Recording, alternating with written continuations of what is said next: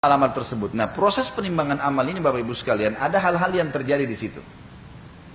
Proses penimbangan amal, sambil ditimbang amalnya, sambil Allah Azza wa Jalla akan menyelesaikan urusan-urusan dia dengan makhluk. Sambil ditimbang amal, ini amal baik, amal buruk, bergunung-gunung misalnya. Nanti akan datang manusia-manusia yang punya masalah sama dia. Sesuai dengan sabda Nabi SAW riwayat Bukhari, apakah kalian tahu siapa orang yang bangkrut? Hadis yang masyhur. Kata Nabi, kata sahabat, ya Rasulullah, orang yang habis dirham dan dinarnya, bisnis tapi habis dirham-dirhamnya. Kata Nabi SAW, bukan. Orang yang datang hari kiamat membawa pahala di timbangan amal nih. Sholat, puasa, zakat, hajinya dibawa semua. Tapi dari sisi lain, dia pernah caci maki orang yang ini. Dia pernah pukul orang yang itu. Dia pernah mengambil haknya orang yang ini.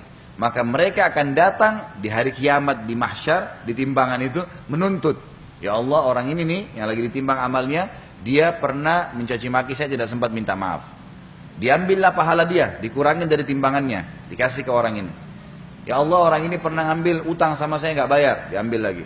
Ya Allah, orang ini pernah pukul saya, menghina saya, tidak minta maaf, tidak, diambil lagi. Terus begini.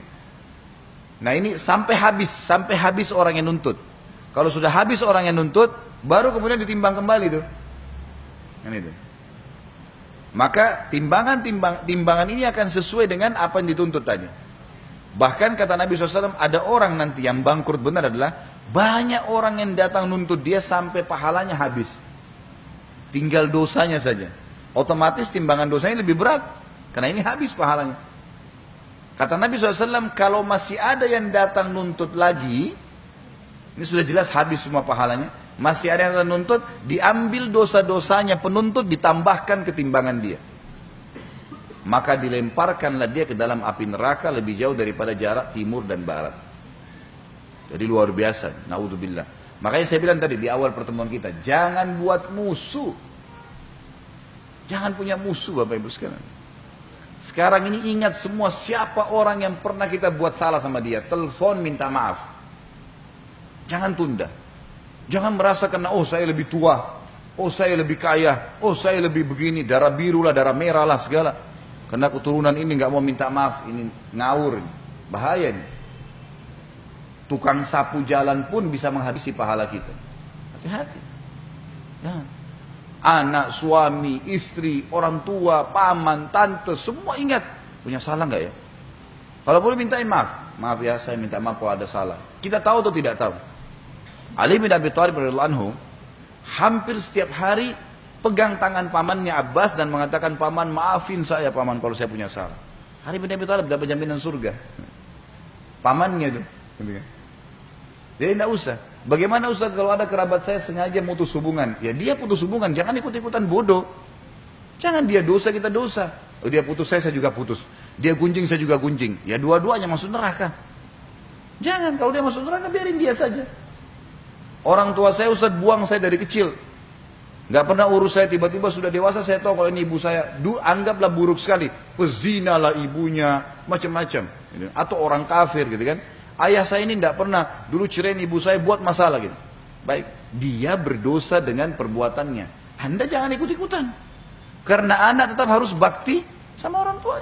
Sejahat apapun orang tua kita, tetap kita wajib bakti. Hukum dari Allah begitu. Nggak putus bakti itu. Nggak bisa. Karena banyak orang begitu tuh. WhatsApp ke saya, Ustaz, ibu saya dari kecil saya dibuang, nggak pernah pikirin saya. Bahkan pergi sama laki-laki lain, tinggalin ayah saya. Masalahnya begitu. Sekarang tiba-tiba saya tahu kalau itu ibu saya. Saya berat mau berbakti. Nggak bisa. Nggak ada cerita berat nih. Hukum Allah harus berlaku. Kalau enggak ketemu hari kiamat di bahaya. Maka jangan siapkan musuh. Semua yang kita pernah tahu punya dosa, punya salah, jangan nginap malam ini. Kecuali minta maaf. Maafin saya ya, kalau saya punya salah. Nggak ada masalah.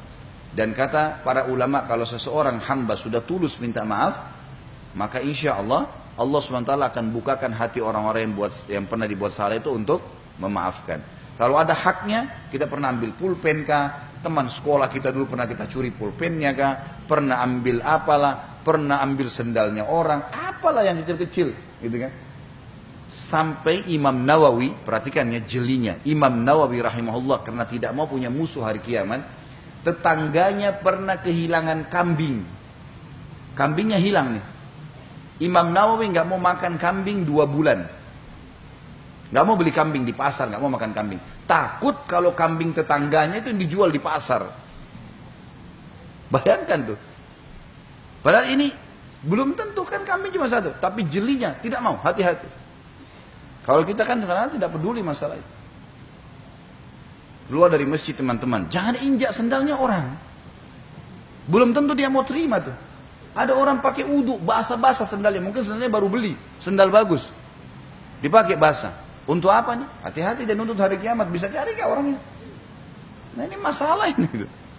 Jangan buat masalah. Ini kadang-kadang karena keteledoran. Makanya kata Nabi SAW, La yu'minu ahadukum hatta yuhibbu li akhihi ma yuhibbu li nafsi. Tidak akan dianggap beriman seseorang pada Allah sampai dia mencintai buat saudara apa dia cintai buat dirinya sendiri. Maksudnya apa yang kita tidak suka jangan dilakukan. Jangan dilakukan. Harus jeli, gitu kan? Ada namanya Bapak Ibu sekalian dalam Islam muru'ah. Muru'ah itu menjaga kesucian hubungan dengan Allah. Itu muru'ah.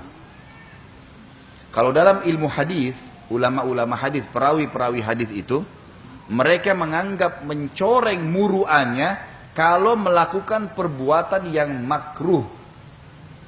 Bukan lagi haram. Seperti ulama hadis itu, tidak pernah mereka berani minum sambil berdiri. Tidak pernah mereka. Karena Rasulullah melarang.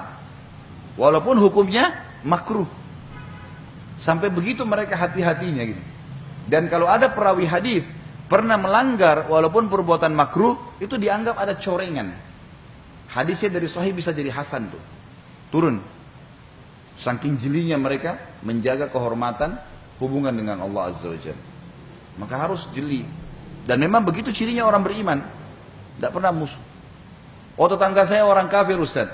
Jadi saya biasa buang sampah sembarangan depan rumahnya. Parkir mobil tutup pintunya orang. Gak bisa. Tetap salah. Gak boleh. Itu dosa. Bagaimana dengan orang kafir yang kita zalimi? Hari kiamat dia tidak ambil pahala kita. Tetapi dikurangin kadar pahala kita sesuai dengan kadar dosa itu.